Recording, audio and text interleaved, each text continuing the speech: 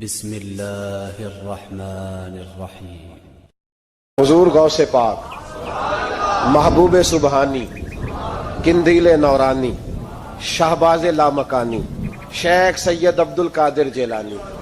گویا تھا غوث اعظم کے زمانے میں، گانے گاتا تھا تو غوث اعظم اسے سمجھاتے تھے کہ یہ طریقہ درست نہیں، بات چیت سے وہ مخالفت کرنے لگ گیا، اور لوگ جب ان کے مفادات پہ ٹھوکر لگتی ہے تو وہ ذات پات پہ اتر آتے ہیں۔ وہ کہتا ہے جی دیکھو میرے پیچھے رش بڑا، لوگ سنتے بڑے ہیں، تو عبد القادر تو معاذ اللہ جلتے ہیں مجھ سے۔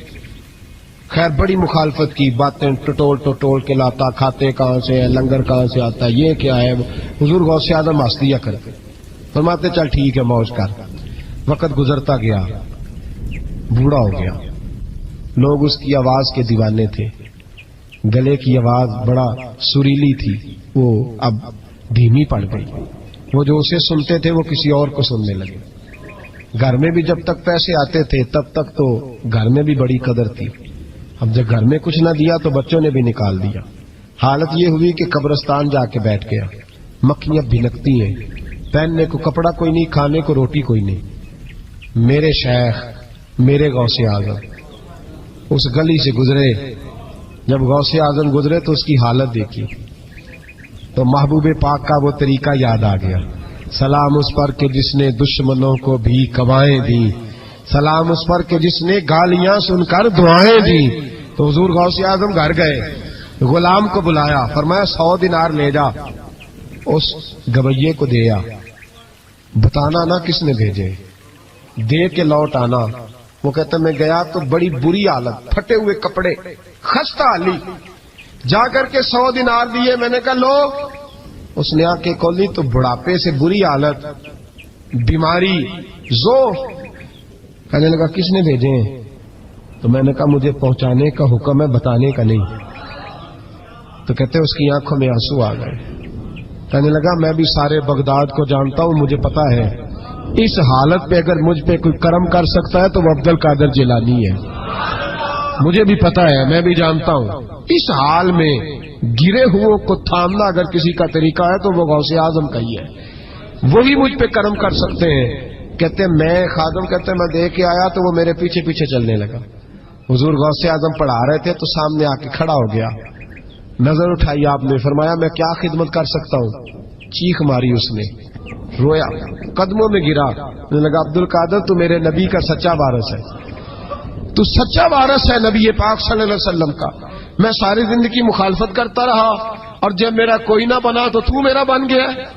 اب مجھے بتا کہ اس بڑھاپے میں توبہ کروں تو اللہ قبول کر لے گا؟ تو غوث اعظم فرمانے لگے تو سچے دل سے توبہ کر، اللہ تیری توبہ بھی قبول فرمائے گا اور تجھے اپنے نیک بندوں میں شامل بھی فرمائے گا، شرط یہ ہے کہ سچے دل سے کہا۔ حضور غوث پاک کے پاس بی بی آ گئی، اس نے کہا حضور بے اولاد ہوں، میرے محلے میں ایسی عورتیں بھی ہیں جنہیں اللہ نے 14 بچے دیے، میں بے اولاد ہوں، اولاد بڑا میٹھا پھل ہے، تو میرے آنگن میں اگر ایک پھول کھل جائے تو میرے گھر میں بھی خوشبو پھیلے گی، میرے گھر میں بھی کوئی بچہ روئے گا تو میرا گھر بھی رونق والا ہو جائے گا۔ تو حضور میری ساس اب کہتی ہے رکھنا نہیں، اسے طلاق دے دینی ہے۔ میرا خاوند مجھے کہتا ہے میں مجبور ہوں، میں نے بڑا عرصہ تجھے نبھایا ہے، تو حضور میں غریب ہوں، میرے پہ نظر کرم ہو جائے، میرے لیے دعا کرے، میرا مالک مجھے ایک بیٹا دے دے۔ یوں ہاتھ اٹھائے غوث اعظم نے، اے اللہ تیری بندی تیرا بندہ سمجھ کے آئی ہے، کیا لفظوں کا حسن ہے، کیا جملوں کی تاثیر ہے۔ اے اللہ تیری بندی تیرا بندہ سمجھ کے آئی ہے تو مہربانی کرنا، جو تو نے اس کے دل میں ڈالا ہے وہ اسے عطا بھی فرما دے۔ لفظوں کا، جملوں کی ترتیب دیکھیں، جو تو نے اس کے دل میں ڈالا ہے اسے عطا بھی کر دے۔ تو عاطف غیب سے ندائی عبد القادر اس کے نصیبے میں ہی نہیں، مقدر میں نہیں۔ میں نے کہا انہیں منوانا آتا، جب کہا نا نہیں تو غوث پاک رو پڑے، کہنے لگے میں سمجھ گیا ہوں تو مجھے رسوا کرنا چاہتا ہے، تو مجھے رسوا کر دے، تو رسوا کرنا، تجھے نہیں پتا تھا عبد القادر کے پاس جا رہی ہے، تو مالک ہے، تو اس کے ارادے سے آگاہ نہیں تھا، مولا تو بے نیاز ہے، تجھے پتا تھا میرے پاس آ رہی ہے، ٹھیک ہے۔ یہ کہے گی لوگوں سے جا کے کہ میں عبد القادر کے دروازے تک ہو آئی ہوں، مجھے تو کچھ نہیں ملا، تو ٹھیک ہے مولا میں تیری رضا پہ راضی، تیری قضا پہ شاکر، ٹھیک ہے نہ دے میں راضی ہوں، تو مجھے رسوا کرنا چاہتا ہے۔ بس ابھی دعا ہو ہی رہی تھی کہ ہاتف غیب سے ندائی عبد القادر تو بول کتنے بیٹے دوں، تو بول نہ کتنے بیٹے دوں، خدا کے فضل سے ہم پر ہے سایہ غوث اعظم کا، ہمیں دونوں جہاں میں ہے سہارا غوث اعظم کا۔ کہ تو بول کتنے دوں، تو کہا یا اللہ چل ایک مانگنے آئی تھی مہربانی کر 7 عطا کر دے۔ 7 ایک بیٹا لینے آئی تھی، رب کریم نے اسے 7 بیٹے عطا فرمائے۔ او بھائی تجھے منوانا ہی نہیں آتا تو اس رستے کا مسافر ہی نہیں۔ حضور غوث اعظم رضی اللہ تعالیٰ عنہ فرماتے میں تقریر نہیں کرتا تھا، تعلیم مکمل کر لی بات نہیں کرتا تھا، میں کہتا تھا میں کیسے لوگوں کے سامنے واز کروں، کہتے ہیں مجھے خواب میں مصطفیٰ کریم کا دیدار نصیب ہوا، محبوب نے فرمایا عبد القادر بات کیوں نہیں کرتے؟ میں نے کہا حضور یہ عربی لوگ ہیں، فصیح و بلیغ ہے، ہر آدمی بات سمجھتا ہے، تو میں کس طرح اتنے مجمع میں بولوں گا، بڑا مشکل کام ہے، ہر آدمی کی ذہنی سطح کے مطابق کیسے بات کروں گا؟ کہتے ہیں مصطفیٰ کریم نے فرمایا منہ تو کھولو ذرا، کہتے ہیں میں نے منہ کھولا تو حضور نے 7 دفعہ لعاب دہن میرے منہ میں ڈال دیا، فرمایا اب تو بولتے جانا اور میری برکتیں تیری مدد کرتی جائیں گی۔ آپ فرماتے ہیں اگلی شام میں سویا تو مولا علی شیر خدا بھی آ گئے، تو فرمانے لگے عبد القادر منہ کھول نہ بیٹا تو میرا بھی ہے۔ کہتے ہیں میں نے منہ کھولا تو حضرت علی نے 6 دفعہ لعاب دہن ڈالا، تو میں نے کہا حضور آپ نے 6 دفعہ ڈالا ہے، تو خواب میں حضرت علی فرماتے ہیں، کہتے ہیں بیٹے میں نبی پاک کے برابر تو نہیں نہ ہو سکتا، میں نبی پاک کے برابر، حضور نے 7 دفعہ ڈالا ہے تو 6 دفعہ اس لیے ڈالا ہے کہ میں حضور کے برابر۔ صحابہ تو خواب میں بھی آ کے کہتے ہیں ہم نبی کے برابر نہیں، تو کیسے نبی کے برابر بن گیا؟ وہ تو خواب میں بھی آ کے کہتے ہیں کہ ہم حضور کے برابر ہیں، تو زندگی میں دعوے کرتا پھرتا ہے۔ حضور غوث اعظم فرماتے ہیں بس پھر چھوٹی سی مسجد، اور اس میں نے تقریر شروع کی، میں اکیلا ہی چلا تھا جانب منزل مگر، پھر لوگ ملتے ہی گئے، پھر کارواں بنتا گیا۔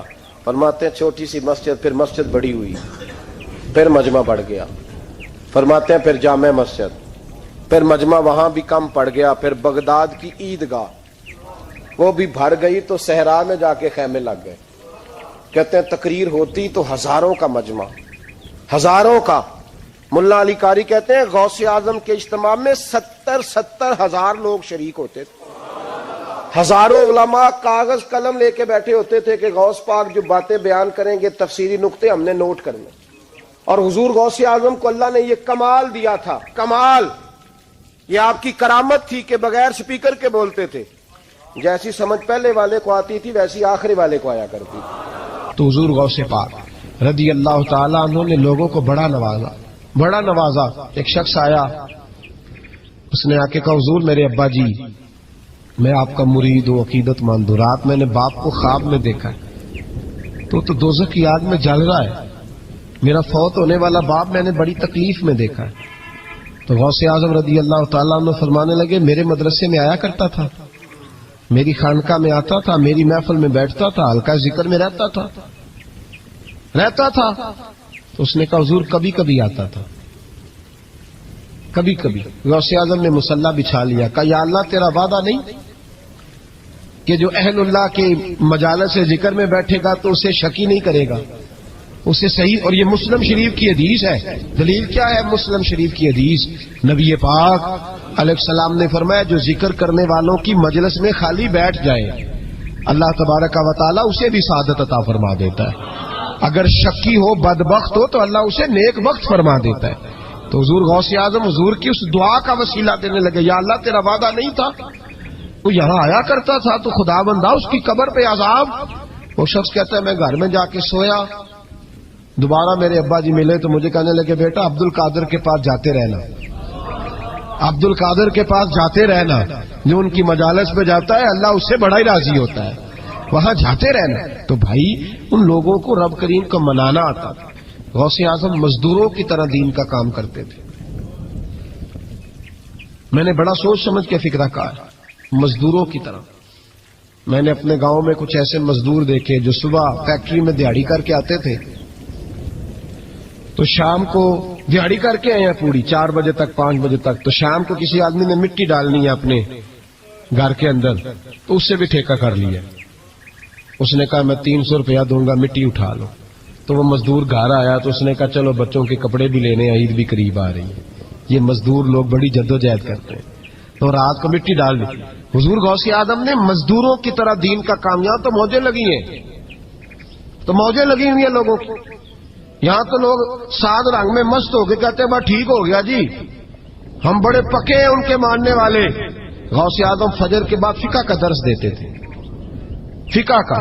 ان کہہ دے وہ بھی مولوی سن، چونکہ درس جو دیتے تھے. فقہ کا درس فجر کے بعد. ظہر کے بعد غوث اعظم لوگوں کو حدیث پاک پڑھایا کرتے تھے. عصر کے بعد قرآن پاک کی تفسیر بیان کرتے تھے. ہر روز رات کو عشاء کے بعد دور دراز سے مخلوق آتی تھی، لاکھوں کا مجمع ہوتا تھا، اور غوث اعظم وہاں رسول اللہ کا دین لوگوں کو سمجھایا کرتے تھے. 1000 آدمی کاغذ قلم لے کے عالم بیٹھا کرتے تھے. غوث اعظم جو تفسیر بیان کرتے اسے لکھا جاتا تھا.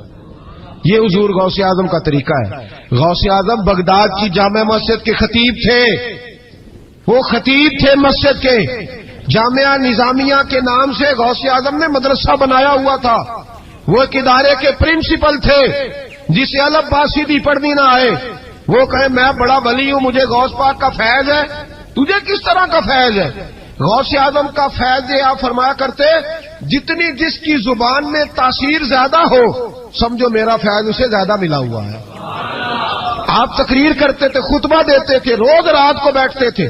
صلاح الدین ایوبی کھڑے ہو کے کہنے لگے فلسطین میں، فرمایا میں لڑوں گا اس لیے کہ میں عبد القادر کے مدرسے کا طالب علم ہوں.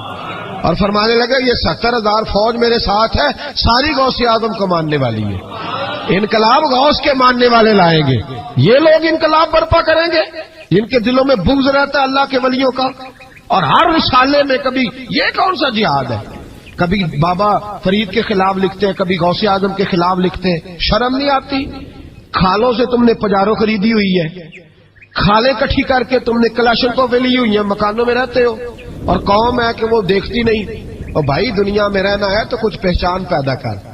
لباس خضر میں یہاں سینکڑوں رہزن بھی پھرتے ہیں.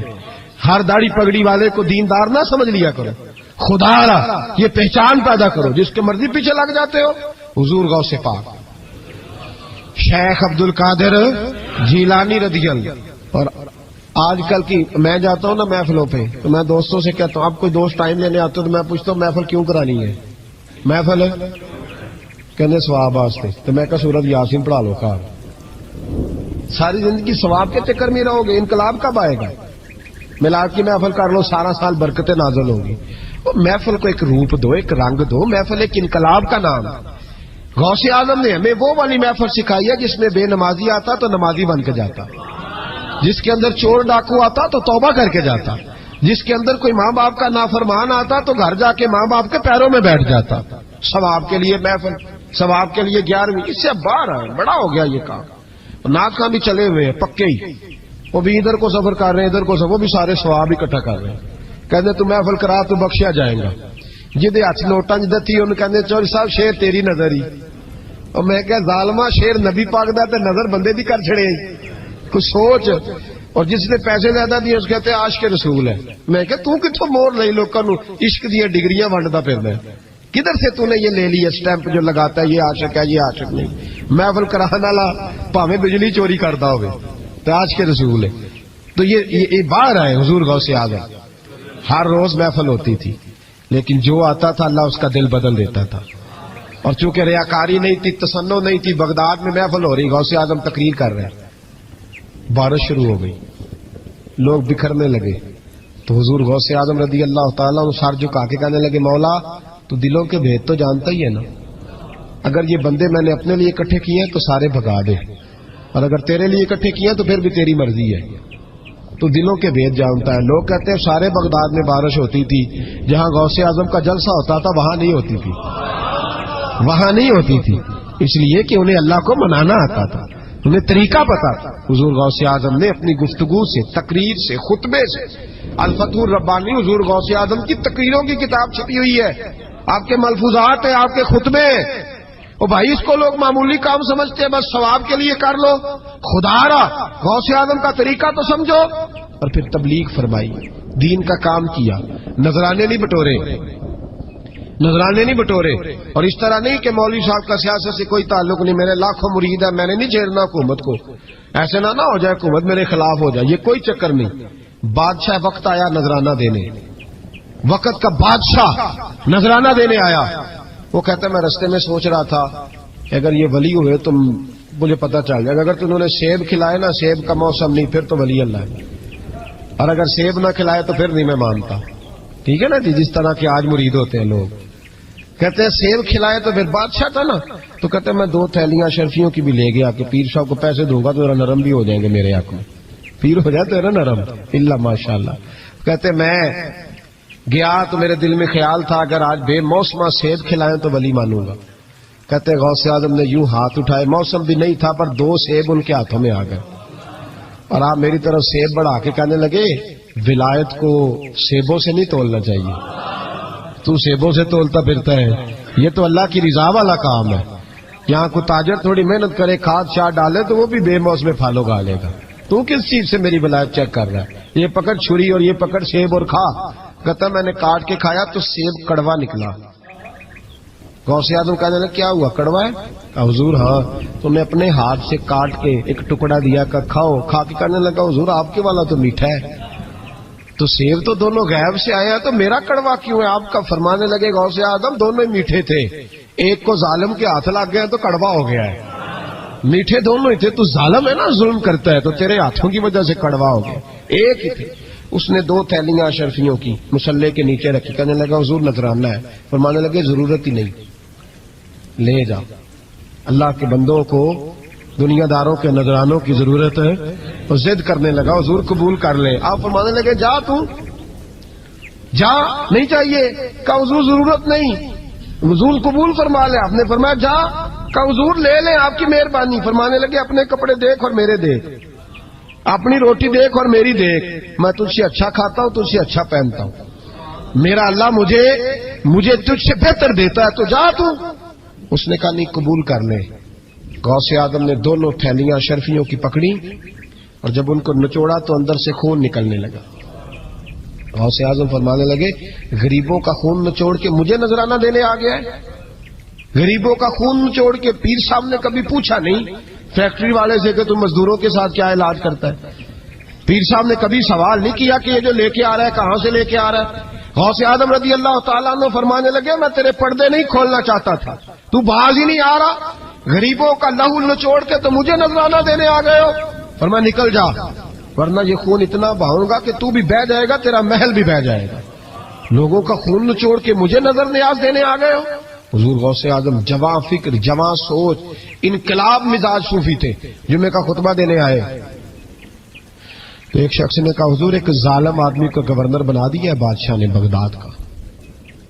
कहना चाहिए था ना मेरी मस्जिद में बड़ा रश है, मुझे क्या लगे, मेरे मदरसे में तालिब इल्म ठीक है, लंगर सही पक रहा है, ठीक है बनाता तो बनाता, फिर लोगों पे जुल्म होगा ना। लेकिन ये तरीका दीन का तरीका नहीं, लोग जुल्म का शिकार होते रहे, हुकूमतें मर्जी करते रहे, सूफी कहे मेरा ना कोई मुखालिफ हो जाए। आज हमारे जमाने में शौक है कि मुझे कोई बुरा ना कहे, वो भाई कह ले जिसने बुरा कहना है कहे, ये कोई बुरी बात है? कुरान कहता है अल्लाह के बंदों की अलामत यह है जुजाहिदून फी सबीलिल्लाह, वो अल्लाह के रास्ते में जहाद करते हैं, वला यखाफून लौमत लाइम, और कोई उन्हें बुरा कहे तो वो उसकी परवाह नहीं करते, वो जिहाद में लगे रहते हैं। कहे जिसने कहना है सानू तख्त हजारे दी लोड़ की है, नाले की लगे शहर बबोल दे नाल, असी अपनी बाल के सेकने आ, सानू की लगे किसी होर दे नाल। कहे जिसने कहना है, कोई परवाह नहीं, बात खरी और सच्ची होनी चाहिए, मौज करे जिसका जो दिल करता है, जिसका जो दिल करता है। मैं एक जगह मैंने बड़ी तगड़ी तकरीर की, ये सियालकोट के करीब, बड़ी सख्त 2 4 5 नाथ खान थे, वो भी इश्क की डिग्रियां बांट रहे थे और बड़े उन्होंने नोट इकट्ठे किए थे, ऊपर से मेरा नंबर लग गया। तो मैंने उन्हें कहा, वो एक बड़ा शोर कर रहा था यूं कर देंगे खत्म नबूवत के लिए, यूं कर देंगे, तो दाढ़ी बिल्कुल ताजी सफाई करा के आया, हमाम से सीधा महफिल पे आ गया था। मैं क्या बेलिया तेरे को दाढ़ी दा भार ते चुकया नहीं जाता, ते सारे दीन दा किवें चुकेगा? वो तो चुक लै, वो तेरे को थोड़ा जिहा भी नहीं चाया जा रहा। एक और था उसमें, मुझे कहने लगा मैं तो नवी नात सुनानी, मैं क्या तेरी मेहरबानी, मैनू को पुरानी सुनाई, नवे कलाम मेरे को नहीं हजम होंगे जेडे तुसीं शुरू किए ने डम डम। तो मसला खराब हो गया, एक पीर साहब भी बैठे थे, آپ یقین کریں نبی پاک کی نعت ہو رہی ہے اور اشارہ پیر کی طرف ہو رہا ہے. اشارہ پیر کی، حضور کی نعت میں نبی پاک کی نعت ہو رہی اور اشارہ.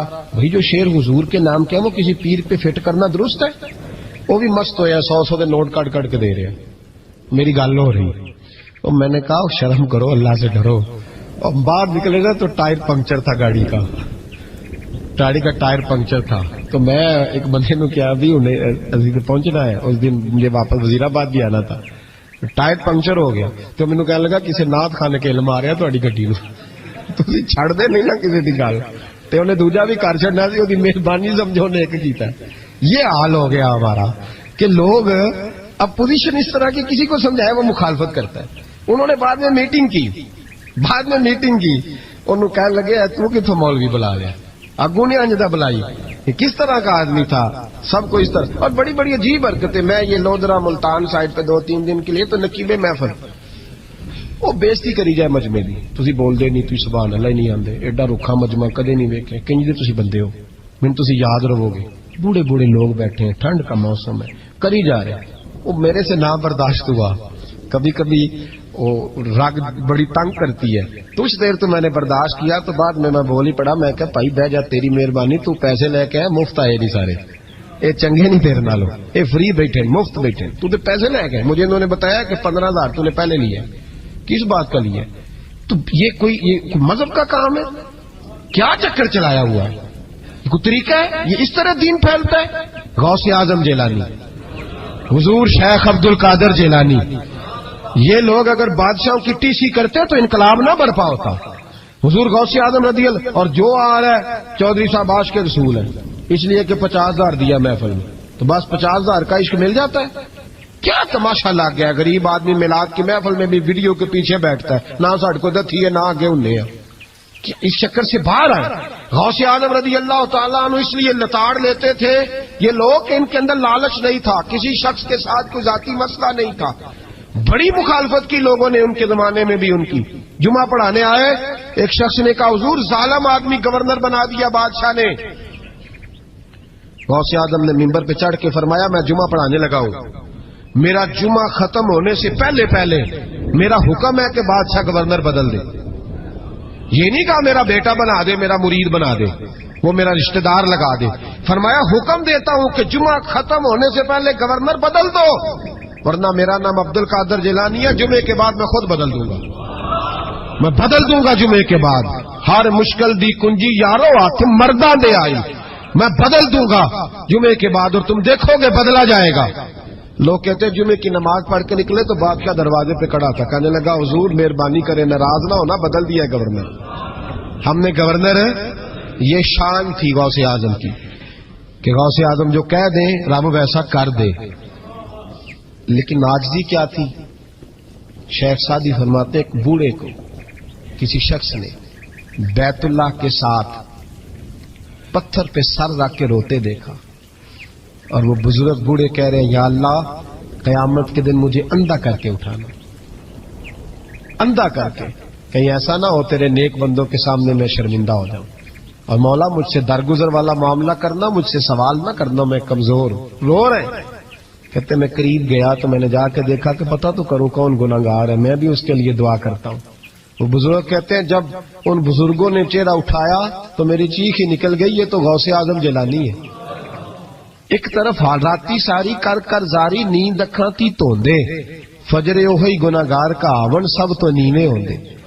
جن لوگوں نے سینکڑوں سال ہو گئے. حضرت غوث پاک جیلانی شیخ عبد القادر رضی اللہ تعالی.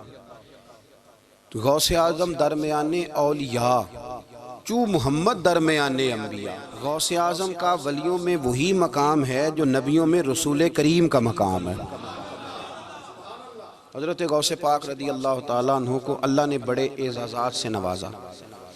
ایک اعزاز اللہ نے یہ دیا کہ ماں کی طرف سے حسینی ہیں، باپ کی طرف سے حسنی سید. نانا بھی اللہ کے ولی، دادا بھی اللہ کے ولی، پھپھی بھی اللہ کی بہت بڑی ولی ہے، بہت بڑی ولی. والد گرامی آپ نے وہ سیب والا واقعہ تو بڑا ہی سنا ہوا ہے. اس طرف تو میں نہیں جاتا. ماں بھی اللہ کی بہت بڑی ولی ہے. یہ اللہ نا اسباب بناتا ہے، خود ماحول بناتا ہے. آپ کے جو والد گرامی تھے ان کا نام تھا ابو صالح سید موسیٰ جنگی دوست رحمت اللہ علیہ. بادشاہ کے کچھ سپاہی تھے جو مٹکے اٹھا کے جا رہے تھے، اور مٹکے تھے شراب کے بھرے ہوئے. مٹکے اٹھا کے جا رہے تھے. حضرت سید محمد موسیٰ جنگی دوست رحمت اللہ علیہ بھی قریب سے گزرے. یہ کیا ہے بھائی؟ بدبو سے سمجھ تو گئے. تصدیق کے لیے پوچھا کیا ہے؟ انہوں نے کہا جناب یہ بادشاہ کا سامان لے کے جا رہے ہیں. آپ تو جھنڈے والی گاڑی کو ویسے نہیں نہ پوچھ سکتے، سوال ہی نہیں پیدا ہوتا. آپ چونکہ جمہوری لوگ ہیں، آپ نے تو بس دفتر بنانا ہے. جب الیکشن ہوگا نا اپنے دروازے کے سامنے سارے محلے سے لڑائی لینی ہے کہ ووٹ میرے آکے دیں. پھر ٹھیک 1.5 مہینے کے بعد سجدہ صاف بھی کر جاتے ہیں. بندہ غلط سی میں نے پتہ ہی نہیں لگا. تو یہ پہلے سوچنا تو تھوڑا سا ایسے ہی بلا وجہ الیکشن تو روز کبھی کبھی آئے گا. تو ہم نے ایک جگہ تو روز رہنا، ایک دوسروں سے جھگڑے کرنا اور معاذ اللہ تعالیٰ غیبتیں کرنا، عزتیں اچھالنا، یہ مسلمان کا شیوا نہیں ہے. حضرت غوث پاک کے والد نے پوچھا کیا لے کے جا رہے؟ بادشاہ کا سامان ہے جی. ہاتھ میں ڈنڈا تھا، 3 مٹکے تھے شراب کے بھرے ہوئے. زور سے ایک ڈنڈا مٹکوں پہ مارا تو مٹکے ان کے سروں پہ ٹوٹ گئے. بادشاہ سلامت، ہم سارے تقریباً بادشاہ سلامت ہوتے ہیں. یہ کسی کی جرت ہے مطلب میرے گھر کے معاملے میں مداخلت کرے ہو، پھر بادشاہ ہو. لوگوں نے جا کے بڑی غیبتیں کی، بڑی بڑی کہانیاں سنائیں. اس نے تو توڑ دیا جی مٹکے آپ کے، نے کوئی حال نہیں چھوڑا. تو بادشاہ کہنے لگا بلاؤ سید موسیٰ پاک جنگی دوست رحمت اللہ علیہ کو بلا لیا. تو کہنے لگے بادشاہ تمہیں پتا تھا مٹکے کس کے ہیں؟ آپ فرمانے لگے پتا تھا مجھے. کہا کیوں توڑے؟ فرمایا اس لیے توڑے کہ مجھے تیرے اوپر رحم آ گیا تھا. تو اگر شراب پیے گا تو دوزخ میں جلے گا. مجھے رحم آیا تھا، میں نے توڑ ڈالے. تو کہنے لگا آپ کون ہیں؟ تو آپ فرمانے لگے میں محتسب ہوں، میری حساب کتاب لینے کی ڈیوٹی ہے. محتسب ہوں، غلط آدمی کا حساب کروں گا.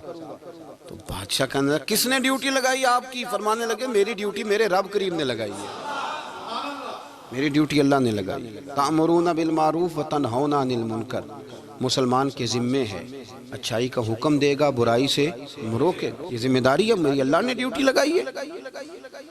بادشاہ پہ اتنا روب طاری ہوا کہ کہنے لگا حضور آپ کی بڑی مہربانی، آپ نے یہ کام کیا. کہنے لگا جناب اگر آپ اجازت دیں تو میں بھی آپ کو محتسب نہ بنا دوں، آپ میرے وزیر بن جائیں. کوئی بندہ اس طرح کا کام کرے تو اسے روکیں. تو آپ فرمانے لگے نہیں، تو اپنی نوکری سنبھال کے رکھ، جسے اللہ ڈیوٹی پہ لگائے اسے پھر بندوں کی ڈیوٹیاں نہیں کرنی چاہیے. یہ اعزاز اللہ نے انہیں دیا، یہ شان رب کریم نے عطا فرمائی. ان کے صاحبزادے تھے حضرت غوث پاک جیلانی رضی اللہ تعالی عنہ. اللہ تعالیٰ نے جب کسی شخص سے کام لینا ہوتا ہے تو اللہ اس کے لیے اسباب بھی خود ہی پیدا کر دیتا ہے. علامہ اقبال اپنے استاد کی بڑی قدر کرتے تھے، شمس العلماء کی. تو ایک دن حضرت شمس العلماء سے کہنے لگے استاد جی آپ کی مہربانی سے پڑھ گیا ہوں. تو فرمانے لگے پتر تیری کلاس میں تو 250 لڑکا تھا، میری مہربانی تو سب پہ تھی، پر سارے تو اقبال نہیں نہ بنے. فرمانے لگے تیرے اندر بھی کوئی خوبی تھی، اس کی وجہ سے اللہ نے تجھے یہ اعزاز، کوئی چیز تیرے اندر بھی. اللہ تعالیٰ جب کسی بندے کو نوازتا ہے نا تو بندہ بھی محنت کرتا ہے، لیکن اس کی محنت سے زیادہ اللہ کے فضل کا دخل ہوتا ہے. تو بندے کئی دفعہ کہنے لگ جاتے ہیں بڑی مشقت کی، بڑی محنت کی، کچھ بھی نہیں ہوتا. زیادہ اللہ کے فضل کا انحصار ہوتا ہے. پر رب جیسے چاہتا ہے ویسے فیصلے دیتا ہے. آپ فرماتے ہیں کہ میں چھوٹا سا تھا، والد انتقال کر گئے، والدہ تھی میری اور ہم 2 بھائی تھے. فرماتے ہیں بچے کھیلنے کے لیے نکلے تو میں بھی ان کے پیچھے کھیلنے نکل گیا. ایک بیل بچوں کے قابو آ گیا. تو بچوں کے قابو کو چیز آ جائے تو پھر وہ اس کا جو حال ہوتا ہے وہ تو ہمیں پتہ ہی، ہم سارے بچے رہ چکے ہیں. تو کہتے ہیں وہ بیل قابو آ گیا، کوئی اس کے کان چھیڑتا، کوئی اس کی دم چھیڑتا، کوئی اس کے سینگ چھیڑتا، کوئی کسی جگہ سے اسے تنگ کرتا. مختلف بچے اس کو نا دم سے پکڑ کے ہلاتے، بیل بھاگتا. حضور غوث پاک فرماتے میں بھی آگے بڑھا اور میں نے جب اس کی دم پکڑ کے ہلائی تو بیل نے میری طرف منہ کیا اور کہنے لگا عبد القادر تو نانا ایسے کر، بول کے کہنے لگا تو نانا ایسے کر، تجھے رب نے ان کاموں کے لیے پیدا نہیں فرمایا. آپ فرماتے مجھے اتنا خوف طاری ہوا، بیل کو بولتے دیکھا تھا پہلی دفعہ. بیل کو اب میرے سنی کو بھی دلیلوں کی ضرورت ہوتی ہے نا، دلیل نہ دیں، کسی بزرگ کی بات سنائیں تو سنی بھی تھوڑا تھوڑا دائیں بائیں دیکھتا ہے. یہ شور ایسا ہوا ہے نا، پراپوگنڈا ایسا ہے. میں حدیث پاک سنا دیتا ہوں. رسول کریم صلی اللہ تعالی علیہ وآلہ وسلم فرماتے ہیں ایک شخص نے بیل پہ سواری کر لی تھی. بیل سواری کے لیے نہیں پیدا کیا گیا، سواری کے لیے اونٹ ہیں، خچر ہیں، گھوڑے ہیں، گدھے ہیں. بیل کھیتی باڑی کے لیے. اس شخص نے جب بیل پہ سواری کی تو بیل پیچھے مڑ کے دیکھنے لگا اور کہنے لگا یار تو بڑا بیوقوف ہے. بول کے کہنے لگا مجھے اللہ نے سواری کے لیے نہیں پیدا کیا، میرے سے وہ کام لے جس لیے میں پیدا کیا گیا ہوں. تو بندہ ڈر گیا، کہنے لگا بڑی حیرانگی والی بات نہیں کہ بیل بولتا ہے. تو بیل پھر بول پڑا. کہنے لگا اس سے بھی زیادہ حیرانگی والی بات ہے. اس نے کہا وہ کیا؟ کہنے لگے مدینے میں نبی پاک آ گئے ہیں اور تو نے ابھی تک کلمہ ہی نہیں پڑھا. یہ اس سے بھی زیادہ حیرانگی والی بات ہے. جامع المعجزات میں حدیث موجود ہے، حضور آ گئے اور تو نے کلمہ ہی نہیں پڑھا. وہ شخص کہتا ہے میں سر پٹ دورا، جب آ کے سامنے کھڑا ہوا تو حضور مسکرائے، فرمایا آجا پڑھ لے کلمہ، مجھے پتا ہے تجھے کس نے بھیجا ہے. اللہ والوں کی باتیں مان لیا کریں. میں بڑی ذمہ داری سے کہتا ہوں رب کریم کے کوئی بندوں کی بات کتاب و سنت کے خلاف نہیں ہوتی، وہی تو کتاب و سنت آگے پہنچانے والے ہوتے.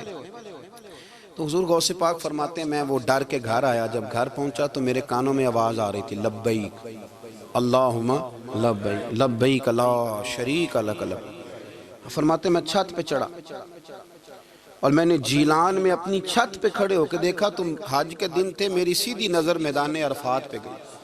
لوگ میدان عرفات میں بیٹھ کے لبیک لبیک پڑھ رہے تھے. پہلے میں وہاں سے ڈر کے آیا، پھر چھت سے ڈر کے نیچے اترا. ماں کو ساری بات بتائی تو کہتی میری ماں کہنے لگی بیٹے جب تو پیدا ہونے والا تھا تو مجھے بڑی بشارتیں ملتی. فرماتے ہیں ماں نے نا کھولا بکسا صندوق تو 80 دینار نکالے. فرمایا پتر تم 2 بھائی ہو اور تمہارا باپ کل جاگیر 80 دینار چھوڑ گیا. 80 40 تمہارے 40 تمہارے بھائی کے. فرمایا بیٹا ایک بات کا خیال رکھنا، میں عورت ہوں، تمہارا باپ کوئی نہیں، بھائی چھوٹا ہے، میں پیچھے نہیں آ سکتا. یہ 40 دینار لے جا اور جا بغداد چلا جا کے تعلیم حاصل کر. بیٹے میں پہنچ نہیں سکتی، خیال رکھنا. غوث پاک فرماتے ہیں 12 سال میں نے تعلیم حاصل کی یارو، میں نے پتے بھی کھائے اور خود آپ کا فرمان موجود ہے. فرماتے ہیں ایسی سختیاں بھی دیکھیں، ایسی سختیاں بھی دیکھیں کہ پتھروں اور پہاڑوں پہ گزرتی تو شاید پگھل جاتے، لیکن میں نے اپنے نبی کا دین پڑھا. اب تو پیر کے گھر میں جو پیدا ہوتا ہے وہ علم لدنی والا ہوتا ہے. میں تو ایسا پتر ہے او خدا کے بندے صبر کر. اگر غوث پاک حسنی حسینی سید ہو کے باقاعدہ پھٹی پہ بیٹھ کے پڑھتے ہیں، تو کس پیر کا مرید ہو گیا جسے علم ہی کوئی نہیں، جو جاہل آدمی ہے. یہ ضروری ہے، علوم دینیاں ضروری ہیں، اس کے بغیر کام نہیں چلتا. اور غوث پاک رضی اللہ تعالیٰ عنہ کی آپ پوری زندگی پڑھ کے دیکھ لیں. غوث پاک تمام اولیاء کے امام ہیں ساری زندگی. غوث اعظم سے کسی نے پوچھا آپ نے سب سے زیادہ دین کا کام کس طرح کیا، تو فرماتے ہیں تقریر کے ذریعے. اب تقریر کرنے والا مولوی ہوتا ہے اور تویز دینے والا سبحان اللہ. غوث پاک رضی اللہ تعالیٰ عنہ فرماتے ہیں میں نے دین کا سارا کام کس ذریعے سے کیا ہے. ہفتے میں 3 جلسے کرتے تھے اور 70 ہزار کا مجمع ہوتا تھا اور بغیر لاؤڈ سپیکر کے تقریریں ہوتی تھیں. اور فرماتے ہیں جیسی سمجھ پہلے بندے کو آتی تھی ویسی آخری والے کو آتی تھی. لوگوں نے کہا حضور یہ کرم کیسے ہوا؟ فرمانے لگے میں نے جب تعلیم حاصل کر لی تو بولنا آتا ہی نہیں تھا، تو میں بڑا پریشان. ایک دن سو گیا تو خواب میں رسول کریم کا دیدار نصیب ہوا. فرمایا تیری تو واز کیا کر، تیرے واز سے لوگوں کو فائدہ ہوگا. یا رسول اللہ میں اجمی بندہ ہوں، لوگوں کے سامنے کیسے بات کروں گا؟ تو حضور نے فرمایا منہ کھولنا ذرا. کہتے میں نے منہ کھولا تو محبوب نے 7 دفعہ لعاب دہن ڈالا میرے منہ میں. آپ فرماتے ہیں پھر بولتا میں تھا، اثر کوئی اور پیدا کر دیتا. حضور غوث پاک رضی اللہ تعالیٰ عنہ نے 40 سال دین کا کام کیا. صبح کے وقت فقہ کا درس دیتے تھے، فجر کے بعد کچھ دیر کر ناشتہ کرتے سو جاتے، پھر آ کے مدرسے میں پڑھاتے باقاعدہ بچوں کو. غوث پاک رضی اللہ تعالیٰ عنہ کی سیرت پر آپ ساری کتابیں پڑھ لیں، ساری کتابیں لو. میں نے بھی بڑا ہی دعویٰ کر دیا، یعنی ساری کتابیں جتنی اب تک چھپی ہوئی ہیں ساری پڑھ لو. کہیں نہیں ملے گا کہ ہم غوث پاک کے آستانے پہ گئے. غوث پاک کسی بندے نے یہ نہیں کہا ہم غوث پاک کے آستانے پہ گئے، غوث پاک کے دربار پہ گئے. سب نے یہی لکھا ہے کہ ہم حضور غوث پاک کے مدرسے میں گئے. ہمارے نا مدرسوں میں سبق تقسیم ہوتے ہیں. سال جب شروع ہوتا ہے نا تو سبق تقسیم ہوتے ہیں. ہمارے مدرسے میں بھی تقسیم کرتے ہیں ہمارے مولانا. آپ حدیث پاک پڑھائیں گے، فلانا استاد منطق پڑھائے گا، فلانا فلسفہ پڑھائے گا، فلانا یہ سبق تقسیم ہوتا ہے. فلانا قرآن، فلانا حدیث، فلانا فقہ. تو غوث اعظم کے مدرسے کے جو ناظم تعلیمات تھے وہ کہنے لگے حضور سبق بانٹنا ہے تو آپ کو کون کون سے سبق دے دیں، کون کون سا پیریڈ پڑھائیں گے؟ تو آپ فرمانے لگے نہیں پیریڈ رہنے دو۔ حضور پھر فرمایا اس طرح کرو، لائق بچے تم رکھ لو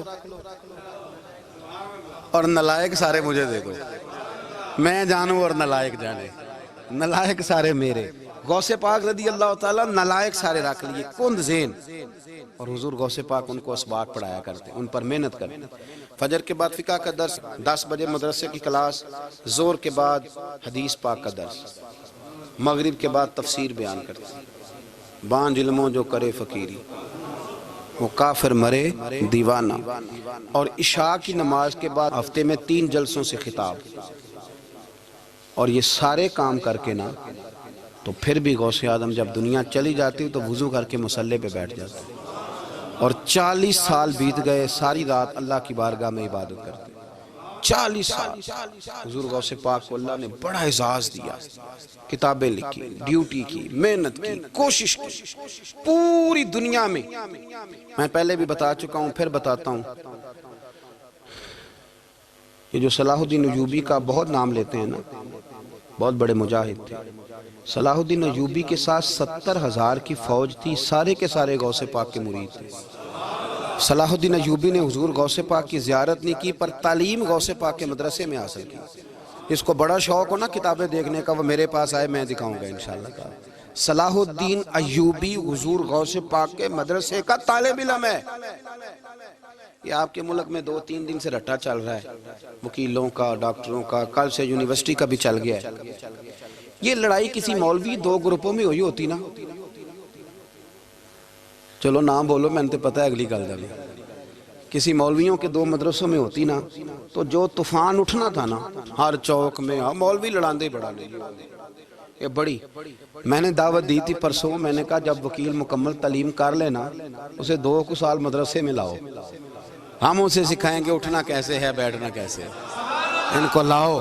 اس لیے کہ ہم اپنی بات نہیں بتائیں گے، ہم بتائیں گے محمد عربی کی باتیں صلی اللہ علیہ۔ مہربانی کرو، مجھے کوئی شکوہ نہیں ان سے، کوئی کسی قسم کا نہیں، اس لیے کہ ہمارے ملک میں نا احتجاج کا کلچر پرموٹ کیا گیا ہے، ہم نے یہ ماحول بنا کے دیا ہے سڑک بلاک کرنے کا۔ یہ ہمارے قریب ایک گاؤں ہے تو روز ڈکیتیاں ہوتی تھی، بچہ بھی قتل، پولیس والے سنتے ہی نہیں تھے، ان بیچاروں نے روڈ بلاک کیا تو سب صحیح ہو گیا، اسی وقت سارا کچھ ہو گیا، اب پہرے داری بھی لگتی ہے، اب چوکیاں بھی قائم ہو گئی، سب کچھ ہو رہا ہے۔ مزاج بنا دیا ہم نے، یہ عدم برداشت ہے، یہ کلچر خطرناک ہے، یہ کلچر تباہ کرے۔ وکیل کوئی غیر نہیں، ہمارے اپنے بھائی ہیں، کون ہیں وہ؟ ڈاکٹر کون ہے؟ ہمارے اپنے۔ یہ جو بچے یونیورسٹی میں لڑے کون ہیں؟ ہمارے اپنے۔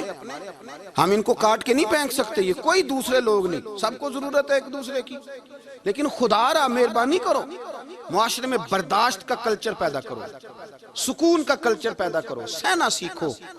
سنو ایک بات کرتا ہوں، اللہ کرے کہ میں سمجھا سکوں، سارے فیصلے خود نہ کرو۔ اگر تمہیں نظر آئے نا کہ آپ کے ساتھ کہیں ناانصافی بھی ہو رہی ہے تو ساری عدالتیں دنیا میں نہیں لگنی، ایک قیامت میں بھی لگنی ہے۔ ہاں امام حسن کو زہر دے دیا گیا تو امام حسین کہنے لگے بھائی بتاؤ کس نے دیا ہے؟ فرمایا حسین اگر وہ نہیں جس پر مجھے شک ہے تو میں کسی آدمی کا بلا وجہ تمہیں نام کیوں بتا دوں؟ کہا پھر بھائی آپ اشارہ تو نہیں بتا دے؟ تو فرمایا حسین اگر وہی ہے نا جس پر مجھے شک ہے تو پھر بھی میں نے فیصلہ اپنے رب پہ چھوڑ دیا۔ فرمایا میرے رب سے زیادہ بہتر فیصلے کرنے والا کوئی موجود؟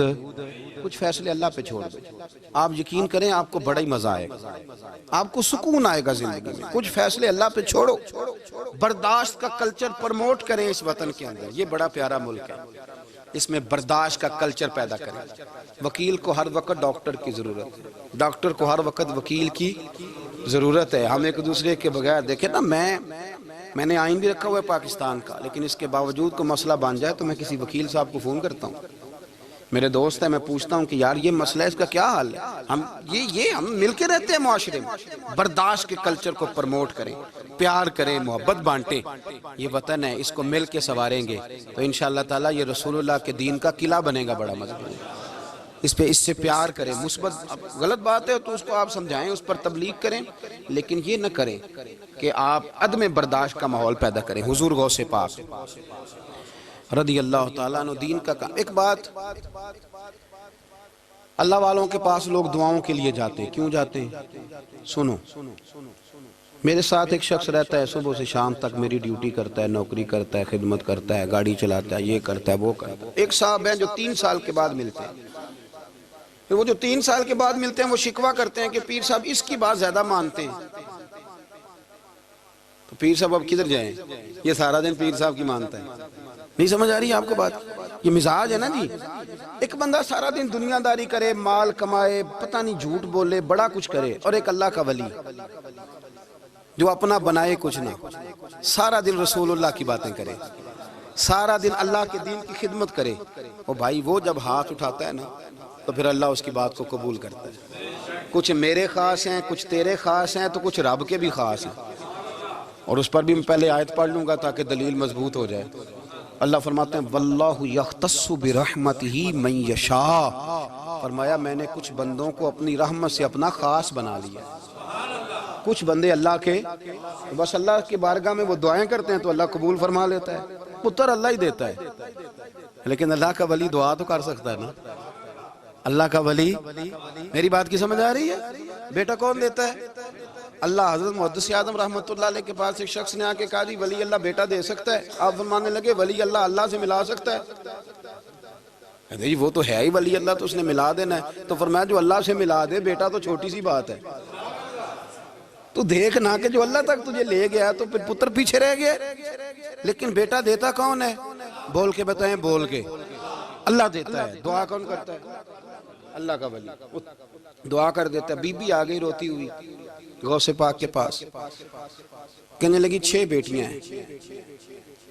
خامد اور سسر کہتے ہیں کہ 7ویں بھی بیٹی ہوئی تو طلاق دے دیں گے.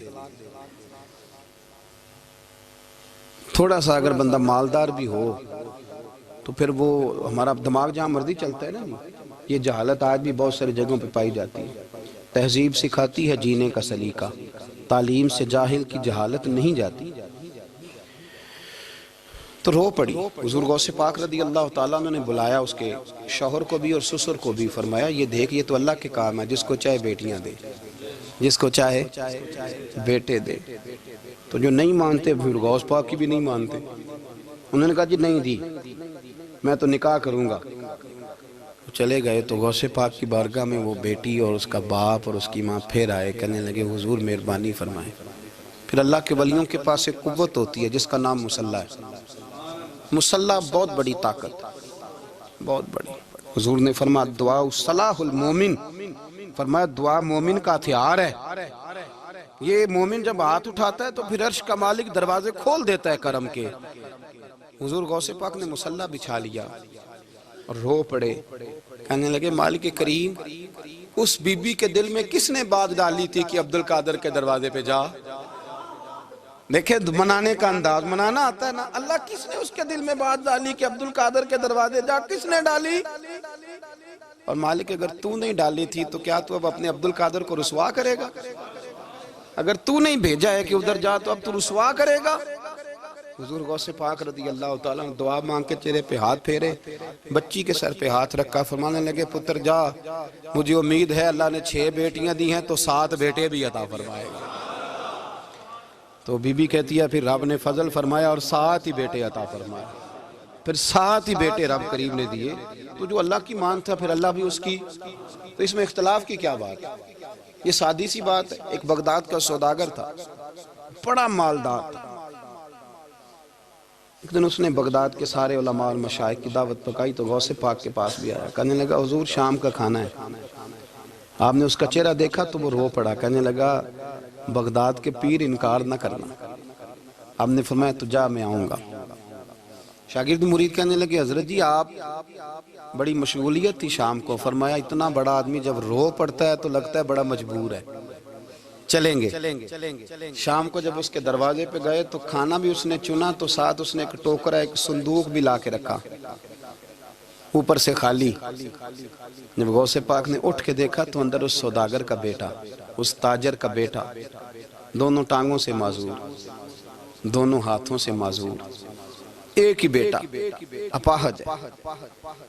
وہ تاجر رو پڑا. کہنے لگا حضور بڑی دنیا جانتی ہے، بڑا مال ہے، پر جب تنہا بیٹھتا ہوں تو کھول کے روتا ہوں۔ وہ بے نیاز ہے نا، ساری زندگی کے بعد ایک بیٹا دیا تو وہ بھی اپاہج ہے، حضور بال سفید ہو گئے۔ لوگوں کی اولاد بڑھاپے کا سہارا بنتی ہے، میں بوڑھے وقت میں اس کو اٹھا کے پیشاب پخانے کے لیے لے کے جاتا ہوں۔ بغداد کے عبد القادر سنا ہے جب تو دعا مانگتا ہے تو رب قبول فرما لیتا ہے، تو مہربانی فرما اگر میرا پتر ٹھیک ہو جائے، میرا زور کوئی نہیں مالک، بے نیاز ہی بڑا ہے، اگر مہربانی ہو جائے۔ تو غوث پاک نے پھر مصلی بچھایا، مصلی بچھا کے کہنے لگے مالک تو اپنے بندوں کے دل میری طرف کیوں موڑتا ہے، اور اگر موڑتا ہے تو پھر رحمت کی نظر فرما، بندہ نوازی فرما۔ ایک باپ اتنے رو رو کے آنسو بہا رہا ہے تو کرم نوازی فرما۔ حضور غوث پاک نے ابھی چہرے پر ہاتھ نہیں پھیرے کہ بچہ اللہ اکبر کہتا ہوا صندوق سے باہر نکل آیا۔ پاک ایک بات مجھے پسند بڑی ہے، اگرچہ میں نام نہیں لینا چاہتا کس نے لکھی ہے، میں نے لیا بھی تھا کئی دفعہ، لیکن بات بڑی کمال ہے، غیروں نے لکھی ہے، اور میں نے تو اس ایک حوالے کے لیے پوری کتاب 10 جلدوں کی منگا کے رکھی ہوئی ہے، ایک حوالے کے لیے، ایک بات کے لیے۔ غوث اعظم کا دھوبی فوت ہو گیا۔ کون؟ پتہ نہیں آپ کو بھی اتنا ہی مزہ آ رہا ہے جتنا مجھے آ رہا ہے۔ حضور غوث اعظم کا دھوبی فوت ہو گیا، کپڑے دھوتا تھا۔ تو بعد میں اس دھوبی کو کسی نے خواب میں دیکھا تو پوچھا کیا بنا، تو کہنے لگے کچھ بھی نہیں۔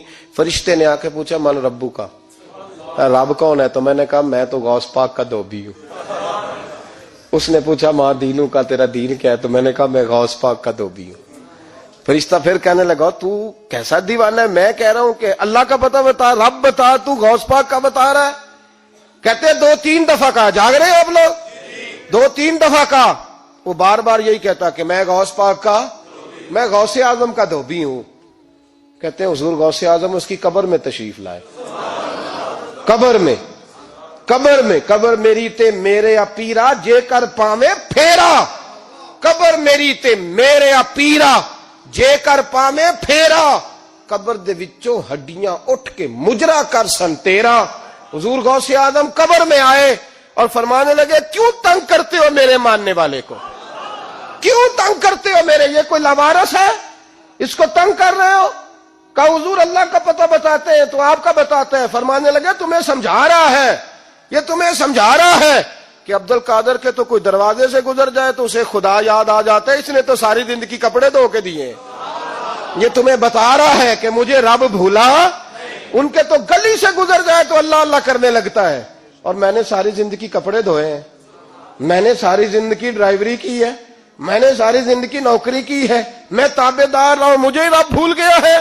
فرماتے ہیں حضور غوث اعظم نے فرمایا مجھ سے پوچھو کیا پوچھنا ہے، مجھ سے پوچھو۔ فرشتے کہنے لگے ہم پوچھتے ہی نہیں، ہم پوچھتے ہی نہیں، عبد القادر جانے اور خدا جانے۔ بات ختم ہو گئی۔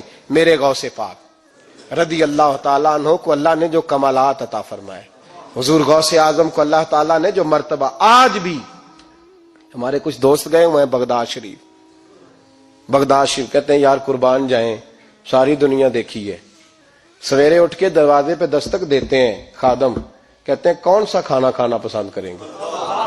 یہ عبد القادر کا آستانہ ہے، یہ غوث پاک کا دربار ہے، آپ جو کہیں گے وہ پک کے آپ کی میز پہ پہنچے گا، اس لیے کہ یہ غوث اعظم کا دروازہ ہے، یہ قیامت تک کھلا ہے، فقیروں کے لیے، غریبوں کے لیے، مجبوروں کے لیے۔ غوث اعظم دریائے دجلہ پہ کھڑے تھے تو غریب رو رہا تھا، فرمایا کیوں روتے ہو؟ اس نے عرض کی حضور غریب ہوں، ملا سے کہا تھا دھار سفر کرا دے ادھار، اس نے کرایا نہیں، رو رہا ہوں کہ پیسے ہوتے تو رسوا تو نہ ہوتا، ضروری کام تھا دریا کے اس پار۔ غوث اعظم دوڑے گئے، 100 دینار لائے، ملا واپس آیا تو اس کو 100 دینار دے کے کہنے لگے یہ پکڑ لے، آج کے بعد کسی غریب کو منع نہ کرنا، جو غریب ملے اسے عبد القادر کے کرائے پہ سفر کرا دینا۔ زندگی سخاوت سے بھری ہوئی تھی تو آج بھی ان کا آستانہ سخاوتیں بانٹ رہا ہے، آج بھی ان کا دربار سخاوتیں بانٹ رہا ہے۔ غوث اعظم درمیان اولیاء چوں محمد درمیان انبیاء، ان بزرگوں سے اپنی نسبت بنائیں۔ میرے اور تیرے رسول نے بیان فرمایا ہے تو جس سے محبت کرے گا قیامت میں اسی کے ساتھ اٹھایا جائے گا۔ کھل کے پیار کر اللہ کے ولیوں سے، شرم کر کے نہیں، جھچک کے نہیں، تھوڑا کر لیا تو تھوڑا نہیں جی ہم ماننے والے ہیں، ان کی تعلیمات پہ چلنا چاہیے. او بھائی تعلیمات بڑی ضروری ہیں پر ان سے عشق کھول کے کرنا چاہیے, ان سے محبت کھول کے کرنی. اور وضاحت کر دوں, ہم یہاں ہیں وہ بغداد میں ہیں تو وضاحت کر دوں, الترغیب والترہیب میں حضرت ابو ذر غفاری کی حدیث ہے. عرض کرنے لگے یا رسول اللہ صلی اللہ علیہ وسلم, ایک آدمی کسی قوم سے پیار کرتا ہے, ان سے ملا بھی نہیں, ان کی طرح کا بنا بھی نہیں, کوشش کی لیکن ویسا ہوا بھی نہیں, حضور اس کے لیے کیا حکم ہے؟ پیار صحیح کرتا ہے. تو میرے نبی پاک نے فرمایا پیار خالص کرے, اللہ قیامت کے دن دونوں کو اکٹھا فرما دے گا, اکٹھے ہو جائیں گے دونوں. حضور نے نص بیان کر دی, ان سے پیار کرو تو کھل کے کرو. یہ جھجک کے اور بڑا کمزور سا رویہ اختیار کرنا یہ ہمارا